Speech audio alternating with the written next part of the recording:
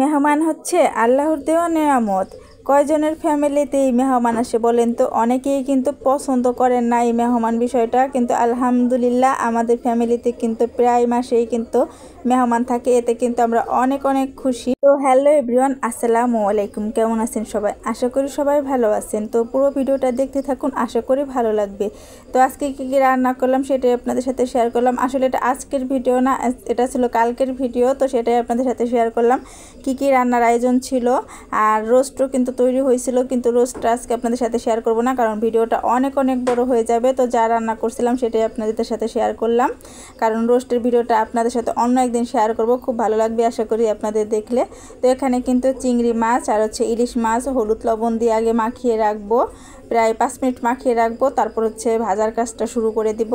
তো ভিডিওর শুরুতে যেই কথাটা বললাম আর কি, মেহমান মানে অনেকে কিন্তু মেহমান দেখলে মানে বিরক্ত বোধ করেন বা ভালো লাগে না, অপছন্দ করেন, বাড়তি একটা ঝামেলা মনে করেন, কিন্তু আসলে এটা ঠিক না। মেহমান হচ্ছে আল্লাহর দেওয়ার রহমত, এটা আমাদের খুব খুব ভালো লাগে, আমরা অনেক পছন্দ করি। আর আলহামদুলিল্লাহ আমাদের ফ্যামিলিতে কিন্তু প্রায় দিনই মেহমান থাকে, না হলেও 1 মাস 1.5 মাস পর পরে কিন্তু মেহমান চলে আসে, এতে আমরা অনেক অনেক খুশি।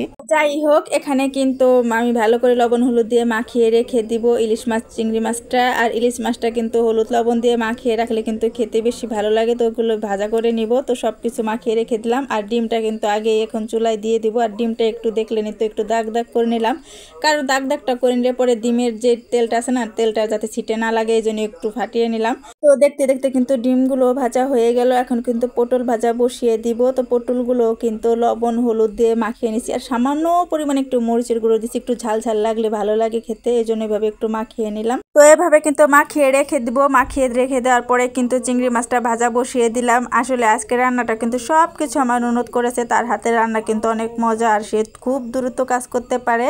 তো ভাজা বসিয়ে দিছে। দেখেন চিংড়ি মাছ আর ইলিশ মাছগুলো কিন্তু আমি আগেই হলুদ লবণ দিয়ে মাখিয়ে রেখেছিলাম, সেটা আপনাদের সাথে শেয়ার করেছি।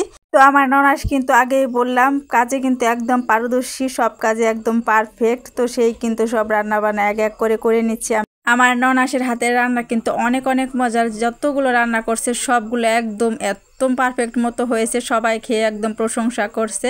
তো ইলিশ মাছগুলো কিন্তু ভাজা বসিয়ে দিচ্ছে। আর ওই যে দেখতে পাচ্ছেন পাশের চুলায় কিন্তু গরুর মাংস রান্না হচ্ছে।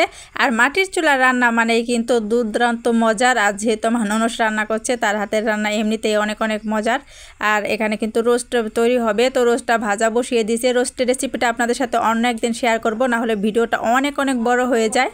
তো আজকের মতো কিন্তু ভিডিওটা এই পর্যন্তই। আর আজকের রেসিপিতে সামান্য পরিমাণে কিছু রেসিপি তৈরি করা হয়েছে, মানে রোস্ট ছিল, গরুর মাংস ছিল, সাথে ছিল চিংড়ি মাছ, পটল ভাজা, ইলিশ মাছ, আর পোলাও ছিল। তো পোলাও রান্নাটা আপনাদের সাথে শেয়ার করতে পারলাম না, যেটুকু শেয়ার করছি আলহামদুলিল্লাহ।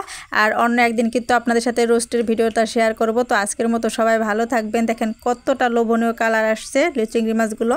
ভিডিওটা শেষ করছি, সবার জন্য অনেক অনেক অনেক ভালোবাসা রইল। আর মাটির চুলার রান্নার দাওয়াত রইল সবার জন্য, চলে আসবেন, সবাই ভালো থাকবেন। আল্লাহ হাফেজ।